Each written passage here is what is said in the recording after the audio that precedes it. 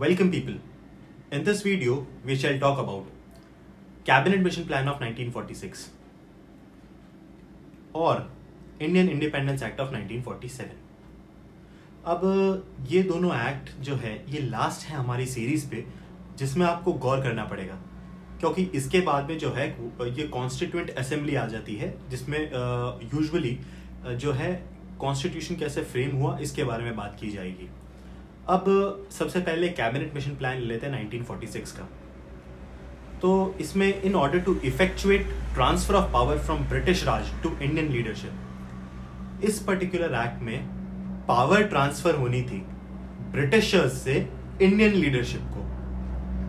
उस समय के ब्रिटिश प्राइम मिनिस्टर थे क्लेमेंट एटली, CLEMENT क्लेमेंट एटली। उन्होंने भेजा कैबिनेट मिशन प्लान, जिसके अंदर 3 कैबिनेट मिनिस्टर्स थे, namely Lord Pethick Lawrence, Sir Stafford Cripps और AV अलेक्जेंडर। अब ये पॉइंट मैं आपको वापस बता देता हूँ, थोड़ा सा टेक्निकल था, कौन कौन लोग थे। तो इसको समझने के लिए ट्रांसफर ऑफ पावर को, जो कि ब्रिटिश राज से इंडियन लीडरशिप को गई, उस समय के ब्रिटिश प्राइम मिनिस्टर थे क्लेमेंट एटली, जिन्होंने ये कैबिनेट मिशन प्लान भेजा, जिसमें कंप्राइज किया गया, जिसमें क्या था, 3 cabinet ministers, namely Lord Pethick Lawrence, Sir Stafford Cripps और AV अलेक्जेंडर। ठीक है। अब इसमें सबसे और इम्पोर्टेंट बात जो है वो ये है कि द प्राइम ऑब्जेक्टिव, सबसे बड़ा उद्देश्य जो था इस पर्टिकुलर एक्ट का, इस मिशन का, वो ये था कि हेल्प करें इंडिया को इंडिपेंडेंस अचीव करने में, और setting up a constituent assembly for drafting the constitution. ये जो कॉन्स्टिट्यूशन जब भारत को खुद का बनाना है, उसके लिए कॉन्स्टिट्यूएंट असेंबली का जो ड्राफ्ट है उसको बनाने में मदद करनी। और इसने ये भी प्रपोज किया इस एक्ट ने कि to set up a interim government, interim बीच में जब तक पूरा नहीं हो जाए तब तक के लिए एक इंटरिम गवर्नमेंट फॉर्म करनी with the support of the major political parties, जो कि मेजर पॉलिटिकल पार्टीज थी उस समय की भारत में, उनके सपोर्ट से एक बीच में काम चलाने के लिए एक गवर्नमेंट, एक सरकार, जो कि जब तक फुली फ्लेजेड कॉन्स्टिट्यूशन ना हो जाए, इलेक्शंस नहीं हो जाए, तब तक के लिए वो एज गवर्नमेंट फंक्शन करेगी। ठीक है। तो ये 3 बातें ही हैं इसमें जो आपको याद रखनी है। ये एसेंशियल बातें हैं कैबिनेट मिशन प्लान 1946 की। अब हम स्ट्रेट अवे जंप करेंगे इंडियन इंडिपेंडेंस एक्ट 1947 का जो है उसके ऊपर। अब after the independence act of 1947, Indian independence act जो है वो 1947 का, उसके बाद में हम directly framing of the constitution पे जंप करेंगे, which is the essential and the main point to study the Constitution of India. Constitution कैसे बना, कॉन्स्टिट्यूएंट असेंबली बनाई गई, उस कॉन्स्टिट्यूएंट असेंबली की मदद से कॉन्स्टिट्यूशन बनाया गया, ड्राफ्ट किया गया, जो कि सब्जेक्ट मैटर है पॉलिटिका। We will then look into the composition of the constituent assembly, कि कॉन्स्टिट्यूएंट असेंबली कैसे बनी और उसमें क्या क्या था, और working of the constituent assembly कैसी थी, और ऑब्जेक्टिव रेजोल्यूशन क्या था। तो अब वापस बात करते हैं इंडियन इंडिपेंडेंस एक्ट 1947 की, और इस सफर को यहीं पे अंत करते हैं। और इसके बाद में जो है, मैंने जैसा बताया, हम कॉन्स्टिट्यूएंट असेंबली की इंडिपेंडेंट वर्किंग के बारे में बात करेंगे। तो अभी इंडियन इंडिपेंडेंस एक्ट ऑफ 1947, इसको क्रिएट किया गया था ताकि इंडिपेंडेंट डोमिनियन बनाया जा सके। और यहाँ पे सिर्फ इंडिया को इंडिपेंडेंट डोमिनियन नहीं बनाया, यहाँ पाकिस्तान भी अलग हो गया।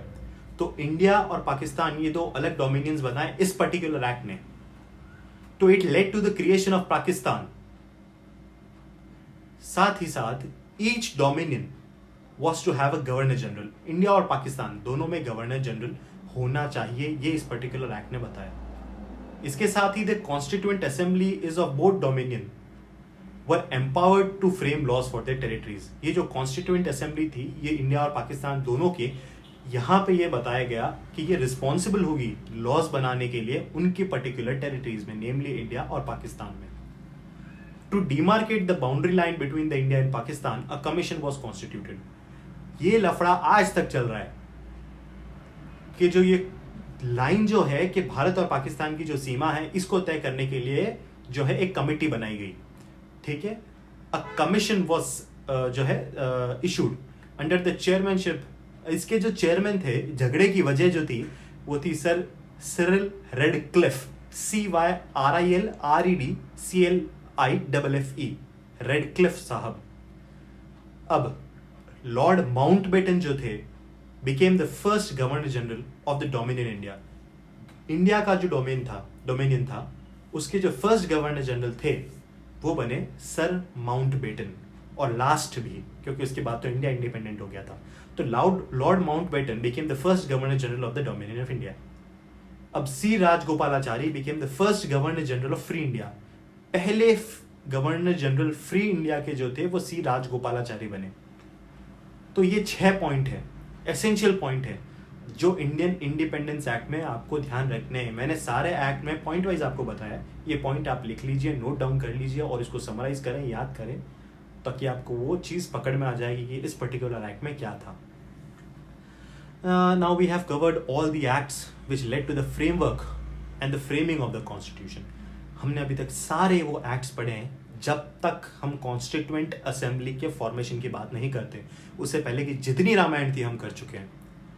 ये थी हिस्ट्री जो है कॉन्स्टिट्यूएंट असेंबली के बनने के पहले की, और जो भी इंपॉर्टेंट एक्ट्स थे वो सारे, और कॉन्स्टिट्यूशन के फॉर्मेशन तक की, which paved the way for a full fledged constitution.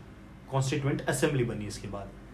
कहां से शुरू हुआ था? Charter act of 1726। Right from the charter act of 1726 to Indian independence act of 1947। ये पूरी जर्नी है। ऑल द इंटरिम एक्ट्स जो कि इसके बीच में सारे थे वो मैंने आपको बता दिए। अब हम we will start off with the framing of the constitution in the upcoming video. तो ऐसे ही वीडियो देखते रहें और सब्सक्राइब करें ताकि मैं और ऐसे वीडियोस बना पाऊँ। For any other assistance you can contact me in the comment section below. Thank you so much. Take good care of yourself.